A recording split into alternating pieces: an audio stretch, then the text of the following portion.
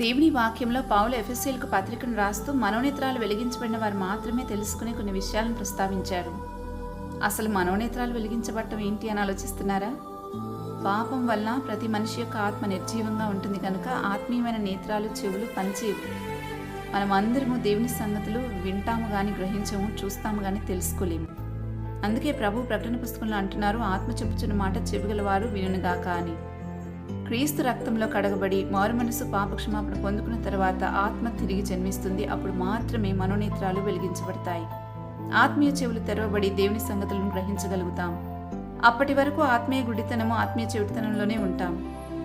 అయితే మనోనేత్రాలు వెలిగించబడిన తర్వాత వారు మాత్రమే తెలుసుకునే విషయాలను గురించి ప్రస్తావిస్తూ ఇలా రాస్తున్నాడు. 1, ఆయన మనల్ని పిలిచిన పిలుపు వలన నిరీక్షణ ఎలాంటిదో తెలుసుకుంటాము అని. ప్రభు అన్నారు, నేను ఎక్కడుంటానో నా సేవకుడు అక్కడే ఉంటారు అని యోహాను సువార్తలో రాశారు. కాబట్టి మన నిరీక్షణ ఏంటంటే మనం ప్రభువుతో యుగయుగాలు జీవించబోతున్నాము అని. 2, ఆయన మహిమైశ్వర్యాన్ని అనుభవిస్తాము అని. పాత నిబంధనలో ఆయన మహిమ మేఘంలో కనపడింది కానీ క్రొత్త నిబంధనలో ఆయన మహిమ ఆత్మఫలంలో ఉందని యోహాను సువార్త 15:8 మనం చదువుతాం. కాబట్టి ఆ ప్రేమ, అసంతోషము, సమాధానం, దీర్ఘశాంతం ఇవన్నీ మనం ప్రతిరోజు అనుభవిస్తూ ఉంటాం. ఇతరులకు కూడా దేవుని మహిమను మనలోంచి కనబరుస్తూ ఉంటాం. 3, క్రీస్తునందు ఎలాంటి బలాతిశయాన్ని వినియోగించారో మనకు కూడా అట్టి బలాన్ని అనుగ్రహిస్తారు. అంటే మరణం నుండి జీవంలోనికి దాటివేసే పునరుద్ధాన శక్తిని మనం పొందుకుంటామని.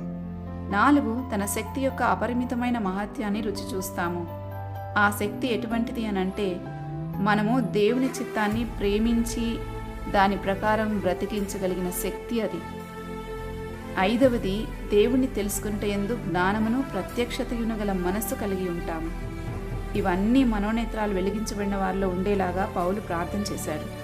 ఈ ఆత్మ సంబంధమైన సంగతుల విషయమైన జ్ఞానం లేకపోతే మనకి అవిశ్వాసులకి మధ్య ఏమాత్రమూ వ్యత్యాసం ఉండదని గుర్తించాలి.